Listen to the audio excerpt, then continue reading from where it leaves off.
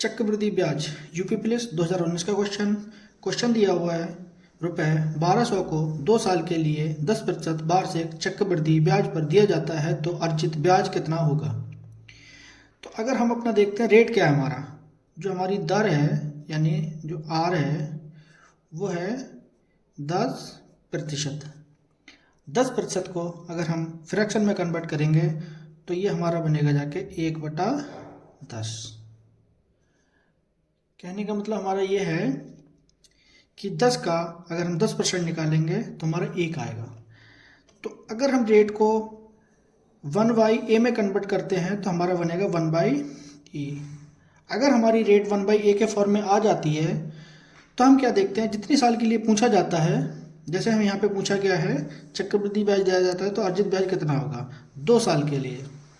तो जब रेट हमारी 1/a के फॉर्म में हो और हमें साल मिल रहा हो तो हम सीधा क्या करते हैं कि उसको हम 1/a² की फॉर्म में लिखते हैं।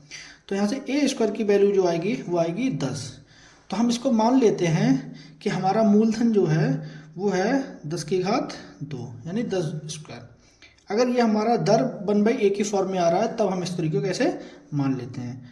तो 10⁻2 का हम लिखेंगे 100 यूनिट हमारा जो है ये हम प्रिंसिपल मान लेते हैं। अभी हमें 1200 से कोई मतलब नहीं है, हम अपनी कन्वीनियंस के लिए ऐसा करते हैं।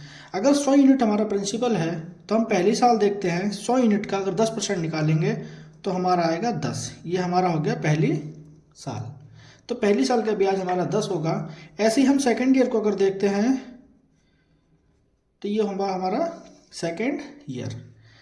तो सेकेंड ईयर में हमारा ब्याज लगेगा तो 100 यूनिट पे हम ब्याज लेंगे तो 100 यूनिट पे हमारा ब्याज जो होगा वो होगा 10। लेकिन जो हमारा पहली साल ब्याज मिला था सेकेंड ईयर में उस पर भी हमारा जो 10% का ब्याज लगेगा क्योंकि चक्रवृद्धि हमें काउंट करना है। तो 10 का अगर हम 10% निकालेंगे तो वो हमारा होगा 1।